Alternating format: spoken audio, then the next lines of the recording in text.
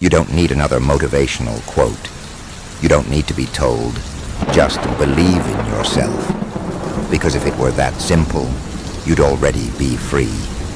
No. Self-doubt runs deeper than that. It isn't just a passing thought. It's a lens that distorts everything you do. It makes you question your own ideas. It makes you stay quiet when your voice matters. It makes you prepare, over-prepare, and still feel like it's not enough. And the worst part, it feels rational. It feels responsible, like you're being careful. But self-doubt isn't caution. It's corrosion. It eats away at your confidence until you start outsourcing your worth to other people's opinions. The Stoics faced this too. Marcus Aurelius, an emperor, philosopher, and military leader, wrote to himself in private, "You have power over your mind, not outside events. Realize this and you will find strength." Why would someone with that much control need to write those words to himself? Because doubt doesn't care who you are. It visits all of us. But the difference is this. The Stoics didn't avoid self-doubt. They met it. They faced it head on. With truth, not ego. With discipline, not denial. How to battle self-doubt.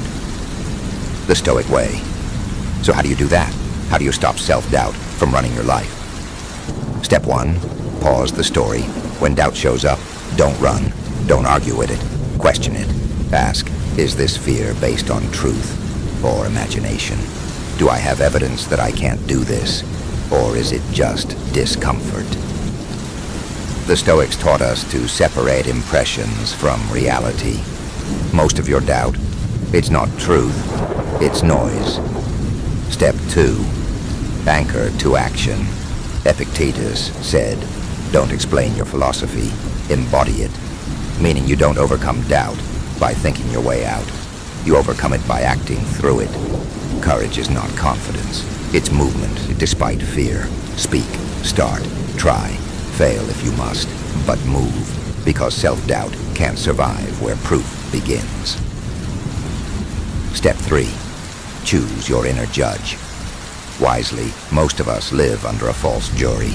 We let imaginary voices, parents, critics, strangers online, decide whether we're enough. But the Stoics taught that the only approval that matters is the one rooted in virtue, in integrity, in effort. You're not here to impress. You're here to live rightly, to improve, to show up for yourself.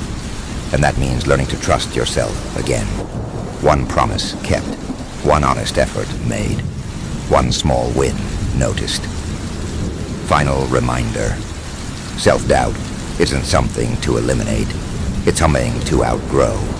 And you do that by moving anyway, by speaking even when your voice shakes, by choosing purpose over perfection. So the next time that familiar voice says, you can't, you're not ready, you're not enough, pause and answer back with something stronger. Maybe I'm not perfect, but I'm present, and I'm not stopping here. Because your biggest enemy isn't the world.